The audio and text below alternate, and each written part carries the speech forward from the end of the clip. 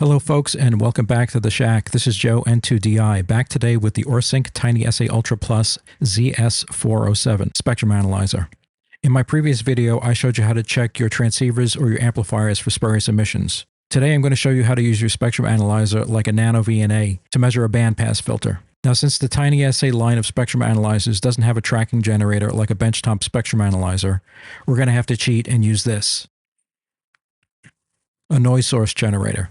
This is a cheap little device that you can use with your TinySA Ultra Plus to simulate a tracking generator. A benchtop spectrum analyzer with a tracking generator costs thousands of dollars, but just for $28 you can have close to the same functionality with your TinySA Ultra Plus, and I'll show you how. So if you're ready to learn how to make this awesome spectrum analyzer even more awesome, then let's get started. Now a benchtop spectrum analyzer that's worth its cost should have a tracking generator. A tracking generator is just a built-in signal generator that outputs a signal, usually a sine wave, in sync with the spectrum analyzer's scanning cycle. This allows you to make measurements similar to an S21 measurement on a nano VNA. If you need a refresher on S21 measurements, then take a look at my nano VNA video titled Nano VNA, All the Little Stuff Nobody Explains. In a nutshell, an S21 measurement sends an output signal from port 1 on the nano VNA and measures what it sees coming in on port 2. The important bit is that you stick something in between ports 1 and 2, like a bandpass filter, and it will map out the frequency response of the filter. Or you put a cable between ports 1 and 2 and measure the loss in the cable. Get the idea? Now with a tracking generator on a spectrum analyzer, you can do the same measurement. The problem is the TinySA line of spectrum analyzers don't have a tracking generator, and that's why you need this, a noise source. This noise source at its heart is just a Zener diode. When a Zener diode hits its avalanche breakdown point, it generates broad spectrum white noise, which is amplified inside this device. The output is white noise blasted out across the spectrum from 200 kilohertz all the way up to 2 gigahertz. So how do we use this? We use the noise source as the tracking generator, but instead of sweeping across the spectrum in sync with the spectrum analyzer, it just blasts the entire spectrum with noise all at once. Now, if you put something like a bandpass filter between the noise source output and the input of the spectrum analyzer, then you're going to get a map out of the frequency response of the filter, just like you would with a nano VNA or a spectrum analyzer with a tracking generator, except you've only spent $28. How about them apples?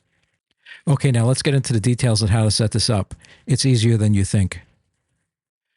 The first thing that you're going to want to do is to set the frequency range that we're going to scan over. This bandpass filter is for the 20 meter band, so I'm going to set the start frequency to 1 megahertz and the stop frequency to 50 megahertz. This way you can get a full picture of how much attenuation it's going to provide outside the 20 meter band. Remember, a bandpass filter allows a specific frequency band to pass through it while attenuating everything on either side of that frequency range. Okay, so tap the screen and frequency, and then start 1 megahertz. Then tap the screen again, stop, 50 megahertz. Next, you're going to want to manually set the attenuation level to 30 dB. This noise source is going to blast the spectrum with about 17 dBm, so you're going to want to protect your TinySA Ultra Plus. Now, you can add a physical external attenuator as well, but if you're using the one that I have linked in the description, then you should be fine without an external attenuator. Now, if you're worried, just use an external attenuator anyway. I'm just going to use the internal one. Let's tap on the screen, back, level, attenuate, type manual. We're going to do 30, enter. That will give you 30 dB of attenuation. Now plug in the noise source. It needs 12 volts or the barrel jack on the side to power it.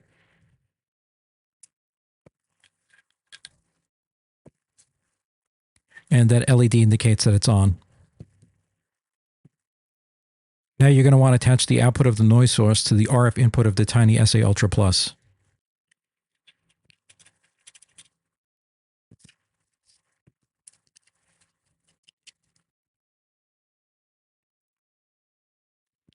Now let's zoom in and take a look. Now you can see that the noise flow has risen to about minus 20 dB. Remember, we have about 30 dB of attenuation. Now tap the screen and select Trace, Calc, and Average. Now let's let this run for a bit. What the TinySA Ultra is doing is averaging the sweeps now to average out that noise to get closer to a flat line. Now tap the screen again and hit back and then normalize. Now what the TinySA Ultra has done is it's going to try to zero out that average noise level to give you a relatively flat baseline at 0 dB.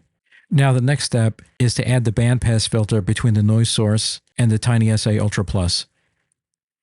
Okay, so now we're going to disconnect the noise source and attach the bandpass filter between the noise source and the TinySA Ultra Plus.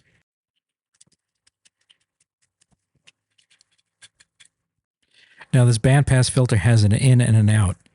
The TX side is the in and the antenna side is the out. Okay, this cable's a little long, but you could see we go out from the noise source and into the in on the bandpass filter.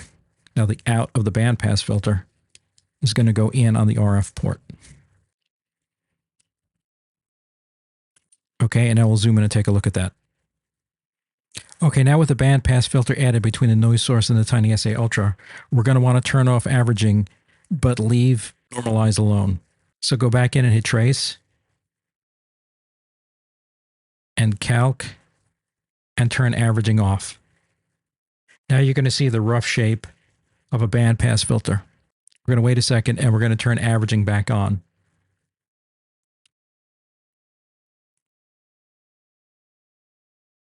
Okay, now let's let that settle down a bit.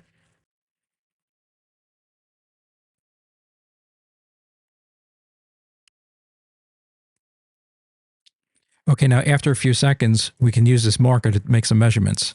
And you can see in the bandpass of this filter, we're getting about minus 0.5 dBm of attenuation, which is what is marked on the label. That's the insertion loss through this filter. We can also find the minus 3D drop-off points to see what the bandwidth is of the filter. Let's move the jog wheel. So right about there, 12.67 is the bottom of the filter. And 15.27 is the top of the filter. So now we can measure the characteristics of the filter just like we had a tracking generator. Isn't that great?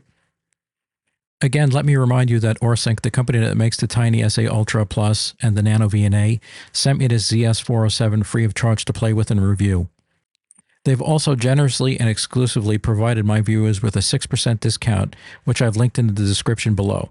Click on my Amazon affiliate links and paste in that code to get a 6% discount. The code is good until May 24th, 2026. I'm also going to link this noise source that I'm using.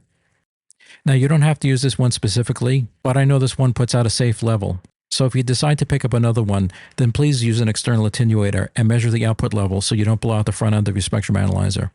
And also get one that's enclosed in a metal box, so the noise stays inside the unit and on the output port, instead of disrupting your home Wi-Fi. Okay? I hope you found that fun and educational. Leave any questions in the comments below and I'll do my best to answer them. So from the Shack of Joe, November 2, Delta, India, I wish you all good health and 73. Bye-bye.